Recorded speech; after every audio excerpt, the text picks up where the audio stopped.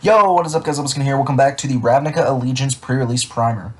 Quick reminder that this pre-release primer is only going to be for the sealed format that you will play this weekend and not have any implications on modern or standard. Also keep in mind that this will only be a snapshot of what cards you can expect. I'm only going to go through probably half or even less than half of the cards so that you can just get a quick snippet of what the guild does, what it's about, what its strengths and weaknesses are, and so you can decide what guild you want to play while not going into too much detail about it.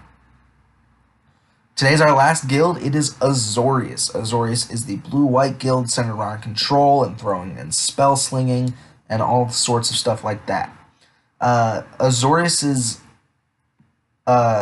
mechanic is Addendum. Addendum applies to the instance in, or most of the instance in the AZORIUS guild, and gives you an extra benefit if you cast it during your main phase. So essentially, if you cast it as a sorcery. I personally don't like this mechanic at all because of the fact that instants are meant to be instants. I'm supposed to be able to interact with players on their turns and save mana for that. And so I feel like having to sink mana into just getting those added benefits kind of makes this a sunk cost for me. But I'll let you guys make the decision for that on your own. So we're going to go through some cards here. We have 9 cards, I believe. And yeah, here we go. First up is Law Mage's Binding. Law Mage's Binding is a 3-mana enchantment aura with flash. You enchant the creature, and enchanted creature cannot attack or block, and its activated abilities cannot be activated. I like this card because it's Luminous Bonds, instant speed. It's a little expensive, but having it have flash makes it very useful to have.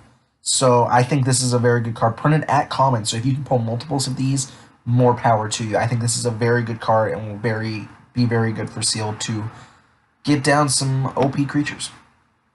Next up is Sphinx's Insight. Sphinx's Insight is a 4-mana instant with Addendum. Its normal ability is you draw 2 cards, and if you cast it during your main phase, you gain 2 life. This is also printed at common. 4 mana, 2 cards is okay. I personally think that you will not play this until your end of opponent's turn because the Addendum isn't really necessarily worth sinking the mana on your turn. Because 2 life, although it could save your life, not the best thing that could happen. And 4 mana for 2 cards is not the best. I would put this in my deck if I pulled it, but maybe only 1, not necessarily a full playset if I happened to get that. Next up, we have Emergency Powers. Emergency Powers is a 7-mana instant, printed at Mythic with Addendum. Each player shuffles their hand and graveyard into their library and draws 7 cards, and then you exile Emergency Powers. In addition, if you cast this spell during your main phase, you may put a permanent card with converted mana cost 7 or less from your hand onto the battlefield. This one is great. It's a Wheel of Fortune effect. It allows you to dump your hand and then get extra cards and then pretty much mill 7 cards on you and then throw something on the battlefield. I do not foresee you needing to do this on an opponent's turn. I think you would use Addendum on this every single time. And this is one of the better Addendum cards, which is why it's printed at Mythic, of course. Next up, we have Mass Manipulation. Mass Manipulation is a sorcery. Go figure. AZORIUS is known for their sorceries. It is for 4 blue and then XX, and then you gain control of X target creatures and or planeswalkers. So 6 mana gives you 1 creature, 8 mana gives you 2, and so on and so forth. I personally like this card, although needing 4 blue is difficult sometimes. But if you're only running 2 colors, it's fairly possible. So I think this is a very good card, and the fact that it's not till end, for the fact that you just get these cards is really good. Next up, we have High Alert, which is another enchantment. 3-mana enchantment. Each creature you control assigns combat damage equal to its toughness rather than its power. And creatures you can control can attack as though they didn't have Defender, and you can pay 4 mana to untap target creature. This is printed at uncommon, and I like this based on the fact that creatures you control can attack as though they didn't have Defender.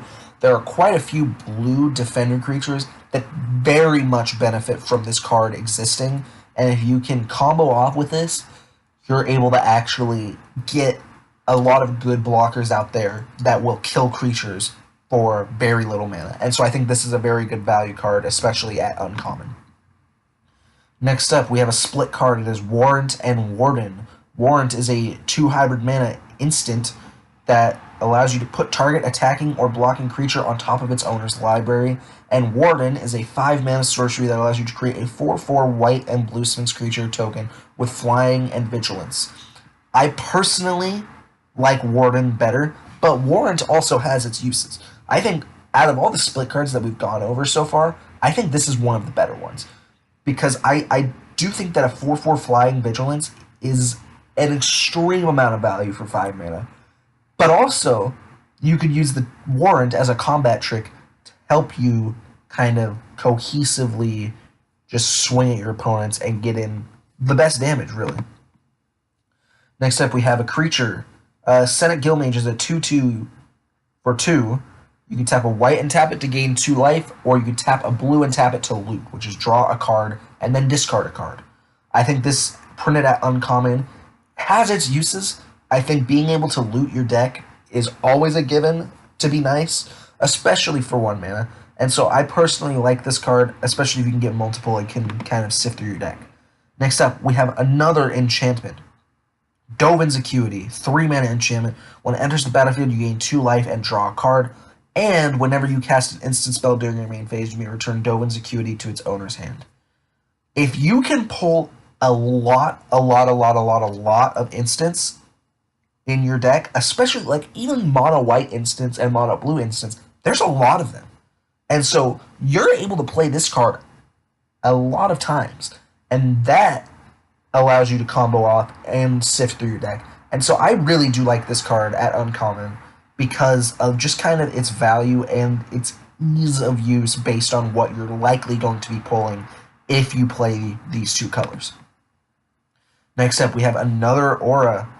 It is Sentinel's Mark. Sentinel's Mark is a 2 mana aura with flash and addendum. Enchanted creature gets +1/+2 and has vigilance, and if it enters the battlefield during your main phase, enchanted creature gains lifelink until end of turn.